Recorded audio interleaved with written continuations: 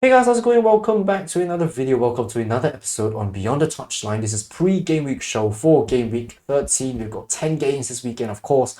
Will be pretty hectic. Now, I understand that there are many games coming out after this, actually.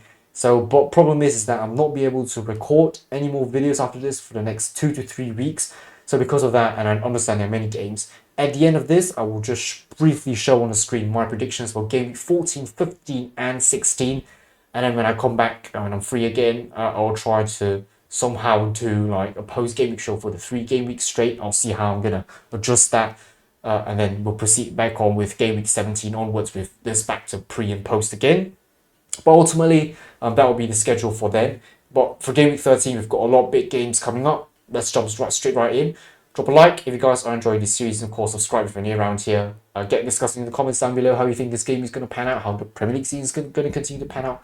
Get more debate in the comments down below, and I'll try to engage with you all as best as I can. But yeah, let's jump right in. Right, just a recap of the Premier League table, not a site that I really want to see.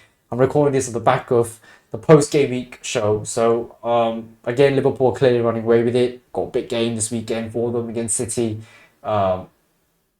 Teams like Chelsea, Arsenal, Brighton, Tottenham, if they continue to win, they could leapfrog City. City on a very tight spot, aren't they? But again, the midfield is still pretty tight. I mean, for now, you look at from Tottenham all the way down to West Ham, who've just won a game against Newcastle there. 4 points now, separating 6th to 14th. So again, we could see a lot of changes this week after this match day, really. Again, in this particular midfield battle, probably change in positions. A lot of that should happen. I mean, you've got games like, for example, Tottenham Fulham, that can change the complexity of the game, both only separated by a point. Man United Everton, okay, maybe not really for that one. We've got, but some other games, I think generally, like Nottingham Forest, if they lose and other teams like Brighton do pick up wins, the gap might widen. So a lot of things can happen over this weekend. I mean, that's how football always has been. Sometimes things can change over a game week or change after a couple of game weeks. As I've mentioned in the past episode, City 0 out of 9 points, Liverpool 9 out of 9 points for their last 3 games respectively, and that's how Liverpool have managed to turn a 1 point deficit to a now 8 point advantage. And if they beat City this weekend, it will become an 11 point advantage over them, which I think would be a harder gap to close than anything I can possibly imagine. We'll talk about that later. But yeah, now let's jump straight right into the fixtures. And of course, here are the fixtures. Brighton, Southampton, Wolves, Bournemouth, Palace, Newcastle, Nottingham Forest, Ipswich, Brentford, Leicester, West Ham, Arsenal, and that should be the end of Saturday. And then Chelsea, Villa, Tottenham, Fulham, Man United, Everton, and finally to wrap up a crazy week, Liverpool City. First, we'll start things off with Brighton and Southampton, the first game and really early on as well. It will be very interesting, I think, to see how Brighton and Southampton perform. But ultimately, again, as I said, Southampton can really try to fight, but I just don't feel like, again, in terms of fighting spirit, I don't think they have what it takes compared to Ipswich. I think Ipswich have a lot more fighting spirit. I think Ipswich, as I said, they've always been like a Luton, right, where they're able to really just try to fight. Whether or not they're going to stay in the Premier League is another question altogether, but they've got what it takes to fight. I think Southampton just don't really have that in them, like unable to produce like a certain level of quality, I felt. And Brighton, pretty good form at the moment. Of course, I think some games they've lost, some games they've drawn, but ultimately, Brighton in general have been really good this season. I think it's going to be quite straightforward, I guess, in terms of like which side is probably going to win the game, but whether or not the results will really show that, I'm not too sure. I've put that as a 2-1 win for Brighton. I think maybe Southampton's still able to score a goal, or they might score a goal really early on, and it's about Brighton then trying to strike a comeback. But I think Brighton have what it takes over the course of 90 minutes to get this result over the line. I mean, I've been proven wrong many times. I mean, in fact, I've only got 2 out of 10 games correct in the last game week. This one might be 0 out of 10. That would be pretty hilarious. But again, will be a very interesting game to a certain extent if Southampton decides to show up. But otherwise, it should be, again, a relatively straightforward game for Brighton. I mean, I've said that for Villa and Palace the last time out, and guess what happened? So you can't just you can't just underestimate anyone just yet, so we can't write Southampton off. But I'm just saying, like, in terms on paper, I think Brighton stand a better chance of winning 100%. Right, Wolves Bournemouth. I think this is going to be a very interesting one. Obviously, Wolves have just won 2 games in a row. Bournemouth just lost a game. I think it's going to be a very tight one again. Like, it's really hard to call, when these teams play against each other. Yes, Wolves are way at the bottom of the league. Bournemouth are way up there, arguably. On paper, you would believe that Bournemouth stand a better chance now because Wolves have had the 2 wins and recently bias starting to kick in. But we've got a team that just started to show a little bit of their supposed quality, like a sign of them that we should have been seeing throughout the course of the season so far. Finally, that they're performing. I think it's a little bit hard to exclude the fact that they probably can continue like this. So I've chosen to put a 2-1 win to Wolves, which then suggests that I'm saying that they can win 3 games in a row. Is that something that I think is going to happen? Maybe. But is it going to be 100%? Like, as in, do I think the probability is high? Not really. So, I mean, I'm just looking at this. I'm just thinking, yeah, I really don't know. Well, I think it's a draw probably, but against football, things can go anyway. Yeah, this was difficult. I think when I was thinking about this game really properly, I said I can't seem to. I mean, I could put a draw, but I just feel like there's probably gonna be a victor in this matchup, and I think it's just gonna be Wolves. I think Bournemouth are gonna be probably quite lucky again. They can show really good attacking intent. Maybe they're not able to get it across the line, and ultimately away now, Wolves Molineux at home, they might stand a better chance. So yeah, this is a really hard one to call. I'm just basing this on recency bias, and I think maybe Wolves will get this over the line. Just maybe. Right, Palace Newcastle. Honestly, on paper and how I feel is that Palace shouldn't beat Newcastle.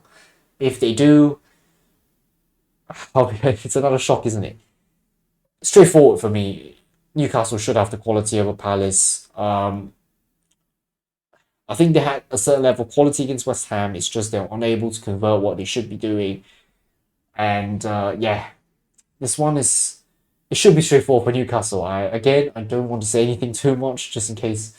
Yeah, I just think it's gonna be easy for Newcastle. Palace, I think they might fight for a little bit, but again, over the course of 90 minutes, will they have that sort of ability to and the pace and everything to put up front and to give Newcastle a hard time? Probably not. 3-1 win for me, Newcastle. Should be another win for them. Should be a relatively easy win in my opinion. I hope I'm not wrong for this one, but we'll see how.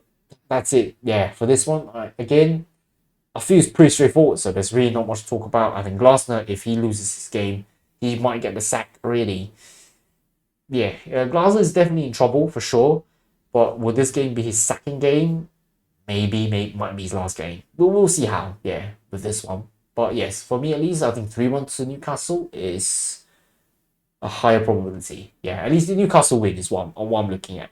Right, Nottingham and Ipswich. Now this one again, it's going to be so hard to call. I mean, Nottingham have now lost 2 games in a row, and Ipswich are doing pretty okay. They've unbeaten in their last 3. So again, this one again, recency bias suggests to me that it's going to be a tight one again, despite again being on really separate ends of the table. Nottingham Forest in like the top 6, Ipswich in the bottom 3. But I mean, Ipswich, they've known to fight a lot this season, so I've always try not to discount them for that. Nottingham, will they be able to turn around this little wobble that they've been having? I think yes. I think Nottingham are probably going to go back to a Nottingham that the start of the season, Nottingham Forest, where they were performing extremely well. And honestly, on paper, if this was a relegation 6-pointer, I would still back Nottingham. I still believe that they have the quality over Ipswich to win. So yeah, for me at least, it's going to be a 2-1 win. I see Ipswich scoring a goal. I think Ipswich might even go ahead at first because of how sometimes they can be very clinical in front of goal. But yeah, otherwise I think it should be quite straightforward for Nottingham. I believe at least it should be a 2-1 win. Or at least it should be a win for Nottingham. I just don't see Ipswich causing another upset. I don't think they're going to pull off what they did against Tottenham. Yeah, I think just on paper, at least the quality of Nottingham should override what Ipswich has to throw at them. Right, Brentford and Leicester. I'm not exactly too sure if Root is going to instantly take over for this game against Brentford. I mean, I'm sure like it's pretty much confirmed, as in his position at the club. I'm just not exactly too sure when it's going to happen. I think it should happen in the next day or two. So I'm not exactly too sure if it's going to be immediately present for this game, or is the caretaker manager going to take over. But I think Leicester fans should be cautiously optimistic with Ruud's entrance into the Premier League again. What he did with Man United, despite being a very short tenure, has been pretty positive in my opinion. And I understand that Leicester's, the quality of Leicester is quite a big difference compared to Leicester. Sorry, to Man United. So Man United and Leicester are obviously very different. But I think for this one, if I think regardless whether or not Ruud joins in, as in is able to participate in this matchup, I think Leicester are going to put on a fight. I think Leicester and I think Brentford aren't necessarily going to be at their best. I think going to see a dip in performance for this one. I've chosen this game as I think one of the possible shocks of the weekend. I've actually put a 2-2 draw. Now, if this matchup were to happen a couple of years back when Leicester was still pretty good, I think this would have been a reasonable result. Maybe not a very positive result from Leicester's perspective, but I think it's still quite a good one for Leicester to sort of reflect. And if Ruud if this is his first game in charge, I think it's a good start for Ruud. Away from home against a pretty tough Brentford side, and some players like Wemu and Vissa are really up there. I think the goalkeeper's doing really well defensively. Brentford are somewhat holding their own a lot of the time. It will be a good result. 100% 2-2 right now. I think Leicester should take it. I just don't see Leicester winning. Again, I think quality-wise, Leicester still probably lacking. So I think a draw is going to be a very good result. This might be an upset of a game. This game could cause an upset. But if not, then it's either going to be a draw, is what I predicted, or Brentford just going to beat Leicester, and Ruud will just have to go back to the drawing board and really look at how he's going to have to change this Leicester team. But yeah, it's another one where it's very hard to predict. I think this game week, that's what I'm saying. Like this game week is going to show a lot of potential, because I think some of these games where you don't really know which way it's going to go, that's what makes football fun, doesn't it? Especially when I said the table is as tight as it is. It's a lot of possibilities, a lot of combinations that can happen. So it will be a very interesting game. But I think it's going to be a draw against for both sides. I think a point apiece to me is probably what's going to happen. Right, next up, West Ham and Arsenal. Now this one, I mean West Ham have just won a game, but Arsenal are Arsenal. Um, I mean this game, like this matchup, have shown upsets before in the past few seasons when Moyes was in charge of West Ham. But I think again, I wouldn't say it's a safe answer, but I just feel like in terms of quality, Arsenal are definitely up there. But I don't think he'll win convincingly. Hence the 1-0 win prediction here. But I still feel that Arsenal are going to continue knocking on the door against West Ham. I feel like Arsenal are really going to show their attacking prowess, and West Ham are going to struggle to defend against that. But I just don't think that West Ham have the ability to hold Arsenal back. I think a goal, they're probably going to at least concede a goal, and maybe that's the only goal really. And after that, they're still able to hold a good shape, and Arsenal probably still not going to be able to break down their defense anymore. But I think 1-0 result, if it happens, I think is a fair result for Arsenal, and theoretically they should win. West Ham should lose. Will therefore this game put Lopetegui in trouble again? I'd say probably not. I mean, it's Arsenal after all, unless Arsenal perform so badly that arguably people are going to say that West Ham should have won that game. Then yes, maybe Lopetegui is in trouble. But otherwise, I think a 1-0 win is probably going to happen to Arsenal, or at least a win for Arsenal. Another loss to West Ham, which is not going to do them great, but I think this is just something that I think West Ham is an expectation probably West Ham will have to take in when you get into the game this weekend. Right, Chelsea Villa. Well, another game that I think is very hard to tell. Obviously, Villa have not won 4 Premier League games now, and Champions League a draw as well. Chelsea are on pretty decent form. The players are really lighting up here. I've decided to predict a 3-2 win for Chelsea. I think Chelsea are going to win the game. I think it's going to be quite a tight one. I think Villa are really going to fight to the end. I think it's just the quality of Chelsea would, again, supersede what Villa have to throw at them. And unless Chelsea underperforms in this game, I just don't see a way for Villa to win another Premier League game, which is quite weird to say, but I mean, that will mean the Villa is not in a very good form, and they are evidently not in good form in the league, domestically at least. Yeah, but I think this one, I think Villa would be disappointed to walk away with a loss. I think they're going to be competitive in the game. It's just that, Chelsea just have that upper hand, or maybe things will go Chelsea's way. And for me, again, as I said, another game that's very hard to predict. But I've chosen to put Chelsea there because Chelsea, I feel like they have a much better chance of winning in general. And I think what they've been showing the past couple of games have been really, really positive. And if they're able to emulate and replicate the same sort of performance against Villa, I believe they'll do just fine, but maybe not as convincing as many of the games, some of the games thus far this season. So I think 3-2 is going to be a very entertaining game. I mean, if you look at the result, but yeah, I think in general Chelsea should still be able to scrape a win from this matchup. Right, Tottenham Fulham. This should be interesting. Obviously, Tottenham very inconsistent as always, but for Fulham, they've just lost their game, right? But they've won two prior to that, so it should be somewhat okay. Again, competitiveness wise, I think it should be up there. But actually, this is the game I've also considered an upset. 2-1 to Fulham is what I've put. And the rationale is simply because Tottenham I just can't predict them either. I mean, I didn't expect them to beat City 4-0, and neither did I expect them to smash Villa 4-1. And then to see them losing to Galatasaray, it's just weird, isn't it? Losing to Ipswich after that.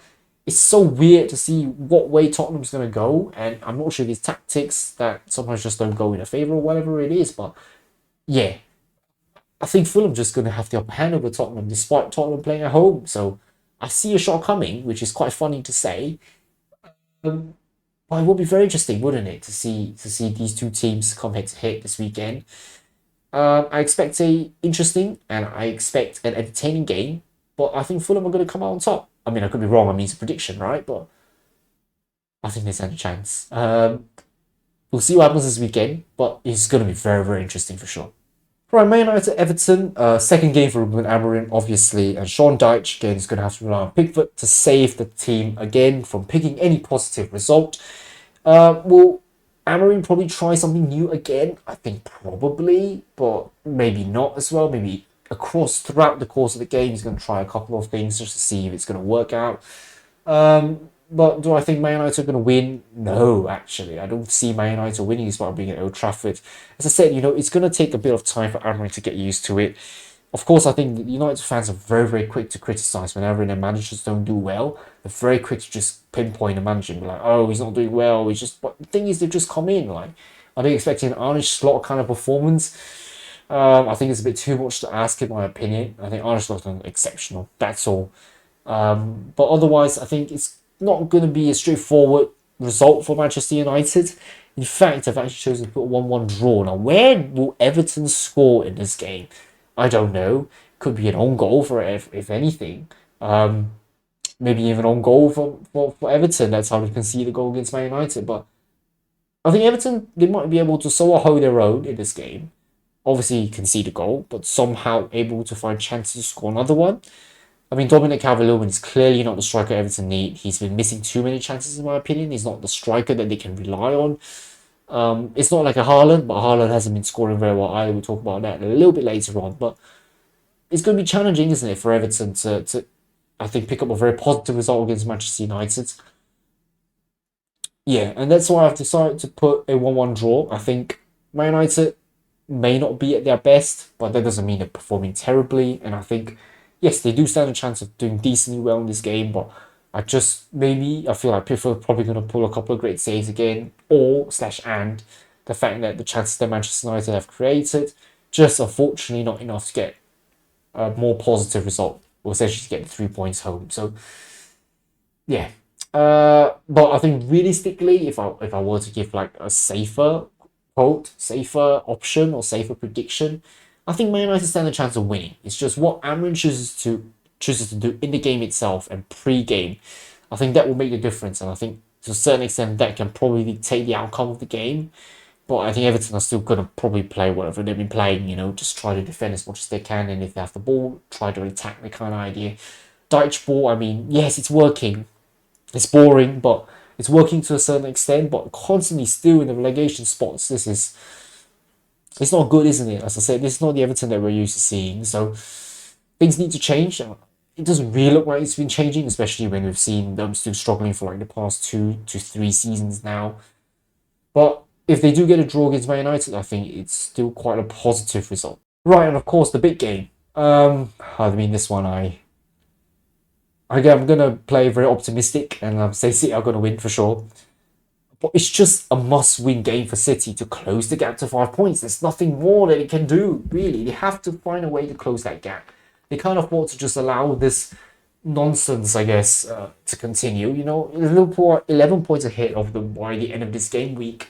They're screwed, you know. There's nearly 4 wins that they have to be better than Liverpool, and Liverpool have to lose all 4 of that games for only City to be ahead of them again.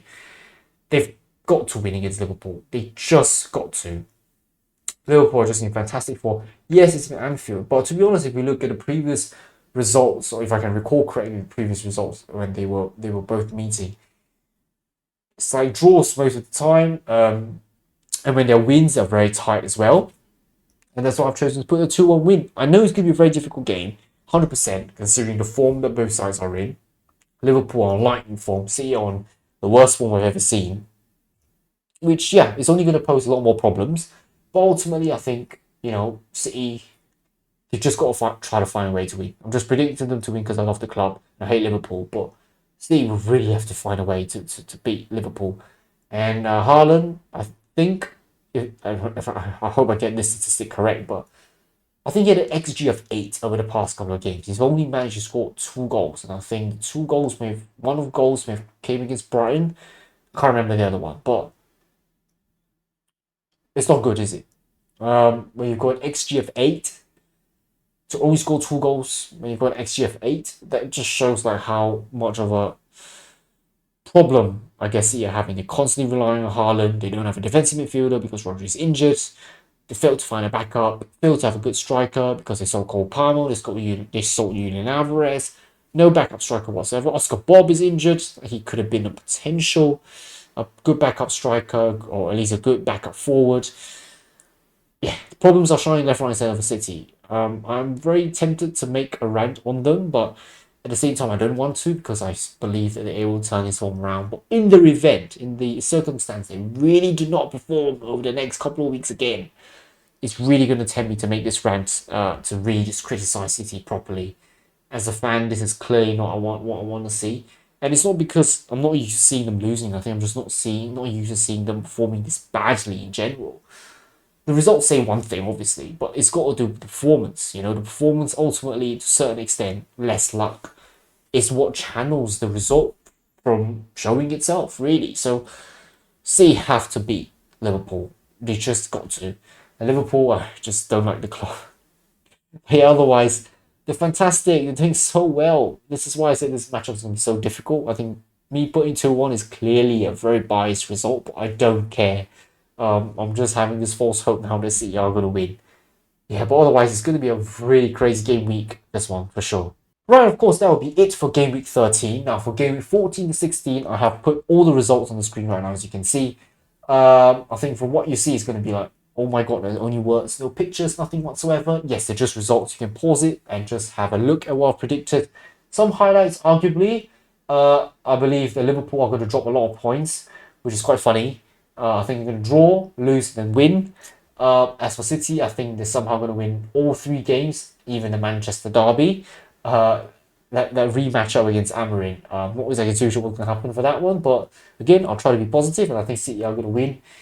Chelsea, I think they're going to do reasonably well. In fact, I predict them to get 9 points out of 9 and to smack Tottenham 3-0 as a prediction. That's a very interesting result to put forth.